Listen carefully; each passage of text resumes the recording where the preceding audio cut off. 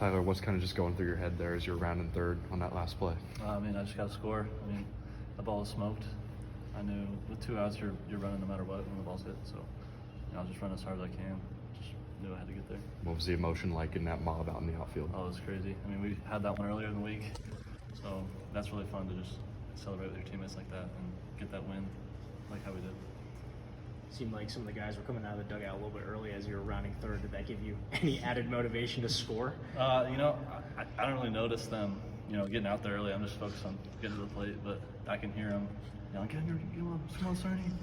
So that gives me the extra motivation to run a little harder. So, Luke, another strong outing for you.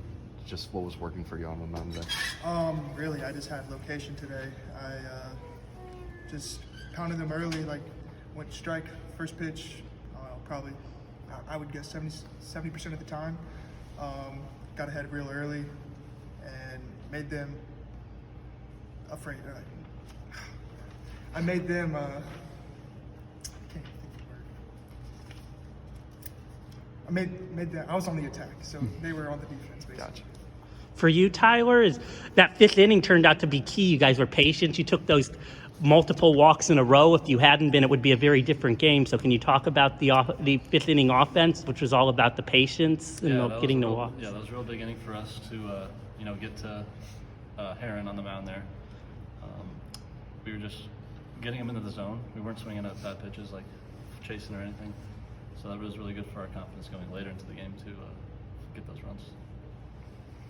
Luke, what did you tell yourself after you allowed that home run? Of course, the wind was going out that way, but you seemed to bounce back really quick. Oh, I didn't really think about it. Wiped it immediately. It happened. You just got to flush it. It was a decently executed pitch. He just got to it. But that's about it. Tyler, going back to that approach, the patience kind of paid off, but at the same time, in the late innings, you had to attack when all of a sudden the game was tied. How did you guys kind of manage that shift? Towards in that last inning, we needed to score that run to win. We wanted to end it right there. So, our first 2 batters up got down. So I just was trying to, keep the inning going, get to first base. That's what we've been preaching in the dugout, in the locker room. Just Luke? get to first. And then Bobby had that great at bat to send me in. Luke, you only faced one batter with a player on base today because you had the walk, which was followed by the 2-run homer, and then the other guy got thrown out on the double. What was that like, having to only have to pitch one batter with a runner on base all day? Well, honestly, I feel the most comfortable out of the stretch, so it felt really good.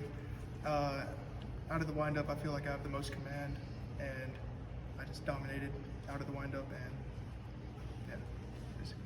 You maintained your velocity through most of your outing, which of course is really key. It's kind of why you've been the most successful starter from this perspective. What have you done to maintain that throughout your outings? Yeah, so in the dugout, my routine is usually I sit there until there's 2 outs, and then I'll get up, and we have a plyo ball that I just throw against the wall. Usually gets me warm right before I go out there, because we only get 5 throws. And I try to do that every inning, and I go out there like it's my last inning every time, and I just give 100%. Was there any conversation with Mercer to try and go back out there for that 7th inning? I tried to go back out there, and I got told no. I guess maybe because I got moved up a day, went 84 last week, went 84 this week, and I want to push it in the cold too. Did the 30-minute delay impact your warm-up at all, your initial preparations? Not really. I adjusted to it. I hadn't started throwing yet, so I just came in here, sat down, relaxed, then got back up, started throwing again. Tyler, on that pretty incredible play with Carter, did you have any idea where that runner was?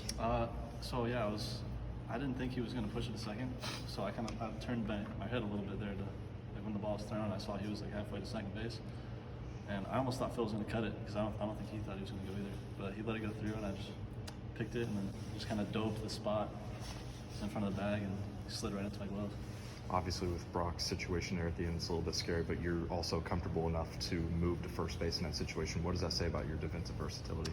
Yeah, in the fall, Brock's pretty much obviously our best first baseman, and we don't have much after that. Primary position, that is. So Devin's been working there as long as me, and I've worked enough at it to where I'm confident I'm going to make the play. So, and then just having that experience too will help later on. With trying to go back out or wanting to go back out there for the 7th, were you aware that you were 3 strikeouts away from the single game record, or was that just not really a factor in your mind at all? Honestly, I had no idea how many strikeouts I had, but that would have been cool to go get that. More? You guys good? Yep. All right.